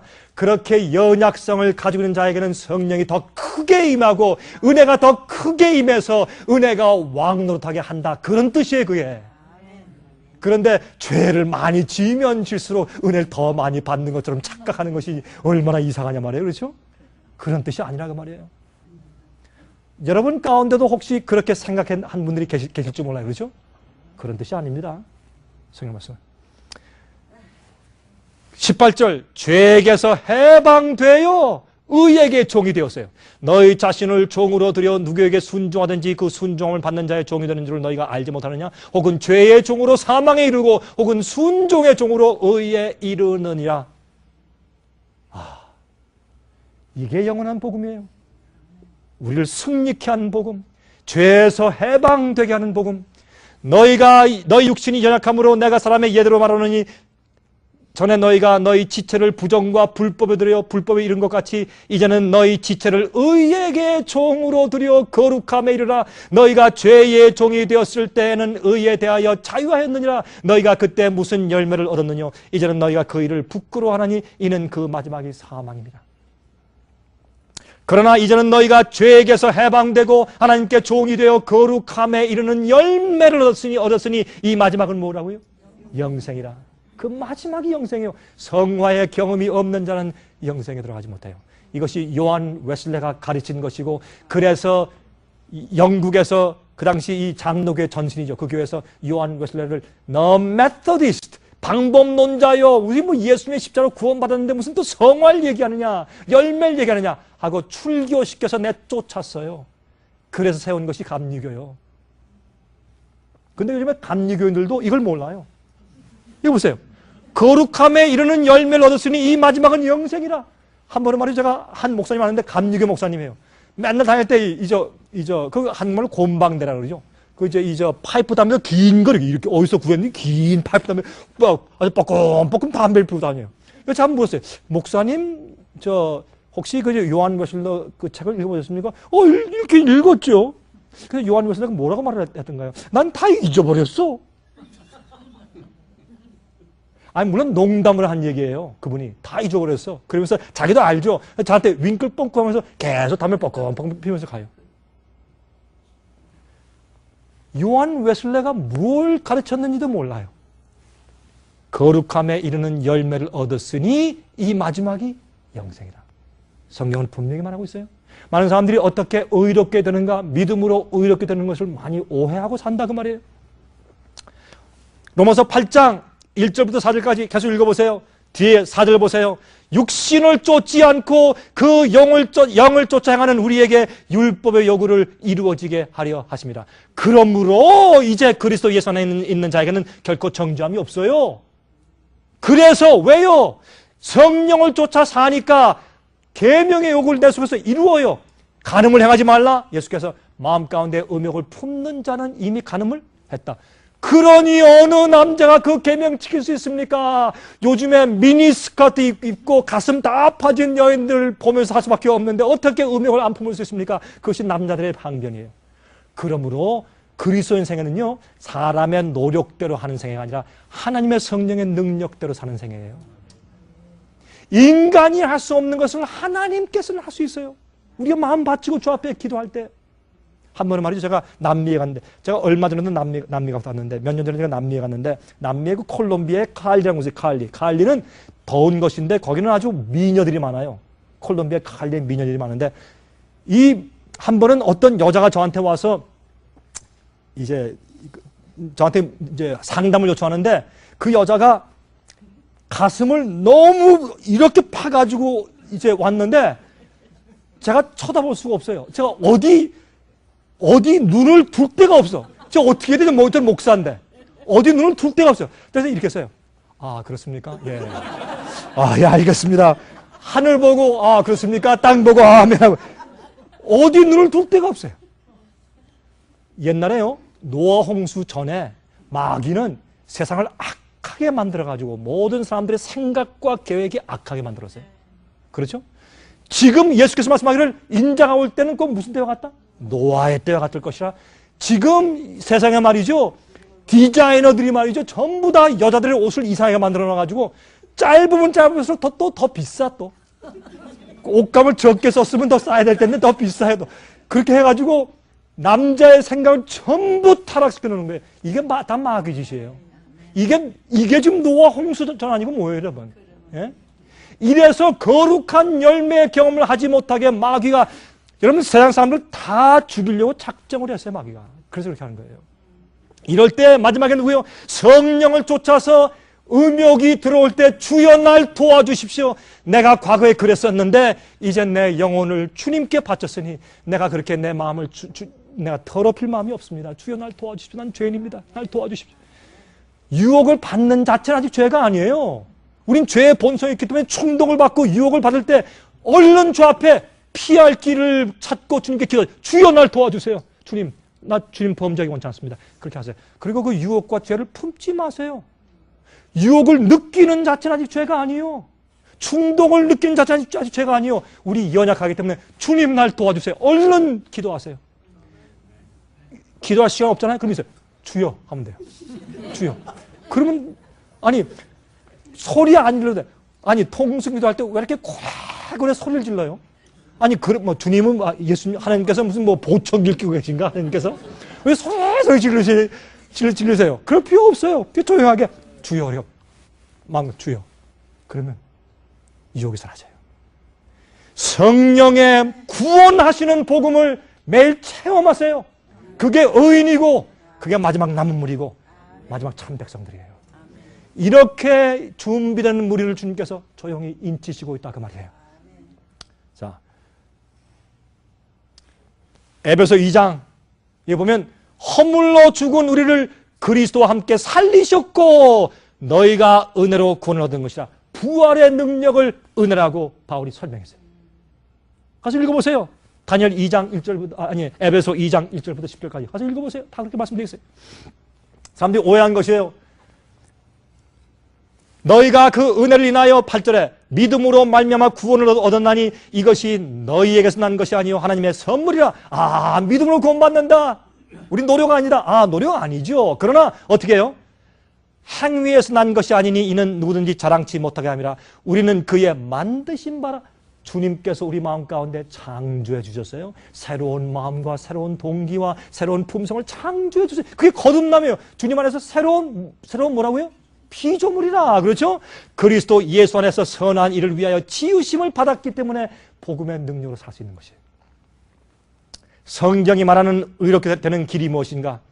신명기 6장 25절 우리가 그 명하신 대로 이 모든 명령을 우리 하나님 여호와 앞에서 삼가 지키면 그것이 곧 우리의 의로움이다. 아, 제가 이제 그쳐야 되겠어요. 여기 이제 있는 말씀들 제가 다음 시간에 좀 말씀을 드리는데 여기 보면 새 언약은 뭔지 아세요? 하나님께서 두 돌비에 당신의 손가락으로 십계명을 썼어요. 그렇죠? 새 언약은 뭐냐? 그걸 사람들이 못 지키니까 십자가에서 새 언약을 세우셨는데 새 언약은 성령으로 우리의 생각과 골수에 하나님의 계명을 쓰는 것이에요. 그러면 우리가 주님의 십자가의 사랑에 너무나 감사하고 너무나 감동돼서 주님, 내가 저 악한 생활 더 이상 살지 않을래요. 날 도와주세요. 그런 마음이 생기는 것이에요. 주님의 율법의 요구가 내 머리 가운데 기록되는 것이에요. 옛날엔 그게 좋았는데 이제 싫어요. 이젠 주님의 뜻대로 사는 것이 좋고 기뻐요. 그리고 주님의 뜻대로 살고 싶어요. 옛날에 주님의 계명을 지키는 것은 부담이었는데 지금은 좋아요. 왜? 주님을 사랑하기 때문에. 주님의 십자가의 사랑을 통해서 마음이 변했어요. 그것이 새 언약의 경험이에요. 그래서 마지막 시대에 보세요. 요한계시록 12장 17절에 용이 여자에게 분노하여 돌아가서 그 여자의 남은 자손 마지막 백성들을 미워하고 죽이려고 하는데 누구예요? 하나님의 계명을 지키며 마음으로 계명을 지키는 품성을 가지고 있고 예수의 증거를 가진 자들로 더불어 싸우려고 바다 모래 위에 섰다 그랬어요. 요한계시록 14장 11절 보세요. 성도들의 인내가 여긴나니 저희는 하나님의 계명과 예수 믿음을 지키는 자예요. 예수의 믿음을만 가진 것이 아니라 예수의 믿음을 가졌기 때문에 하나님의 뜻대로 살고 주의 말씀대로 살고 계명을 지켜요. 어떻게? 마음으로. 왜요? 성령이 거하시니까. 이런 자가 마지막 백성이에요. 이런 경험을 못하게 하려고 마귀가 거짓 성령운동을 퍼뜨려 놓고 거짓 기적운동이고 거짓 가르침, 거짓 복음을 잔뜩 퍼뜨려 사람들이 이 영원한 복음을 이해하지 못하고 진정으로 변화된 성령이 거하시는 생활을 살지 못하고 그냥 자기 마음대로 살면서 예수 믿고 교회 나오고 헌금 바치니까 자기가 영생 얻을 줄로 착각하고 살게 만들어 놓았다 그 말이에요. 마귀가. 그게 바벨론이에요. 그게 바벨론이에요. 요한계시록 19장 7절 8절 우리가 즐거워하고 크게 기뻐하여 그에게 영광을 돌리세 어린 양의 혼인 기약이 이르렀고 그 아내가 예비하였으니 우리가 주님의 아내죠. 그에게 허락하사 빛나고 깨끗한 세마포 옷을 입게 하셨은즉 이 세마포는 성도들의 옳은 행실이더라. 그게 의예요. 옳은 행실이에요. 누가복음 18장 8절 그러나 인자가 올 때 세상에서 믿음을 보겠느냐. 진짜 믿음을 볼 수 있겠느냐. 인자가 올 때 믿음을 볼 수 있을까요, 정말? 주님 속해 오십니다. 우리가 지금 뭐 할 때요? 주님의 발 앞에 엎드려서 진심으로 회개할 때입니다. 여러분, 제가 오늘 참 어렵고 강한 말씀을 드렸지만 이렇게 한 이유는 제가 여러분들의 영혼을 사랑하기 때문에 여러분들이 정말 진리와 말씀대로 살다가 영원히 살게 되길 제가 기도하기 때문에 우리 다 주님의 십자가 앞에 가서 우리 마음을 살핍시다. 마음은 열고 주 앞에 기도합시다. 그리고 주님께서 우리 마음 가운데 성령으로 우리 속에 있는 잘못과 죄를 드러내게 하시고 그거 버리도록 하십시다. 그 다음에 주님의 뜻대로 살기 위해서 우리 생애를 주 앞에 바치십시다. 바벨론의 죄에서 벗어나시기를 제가 간절히 바랍니다. 제가 내일은요 여러분에게 굉장히 중요한 말씀을 드립니다. 이 바벨론의 문제를 조금 더 제가 좀 자세하게 설명을 좀 드리도록 하겠습니다.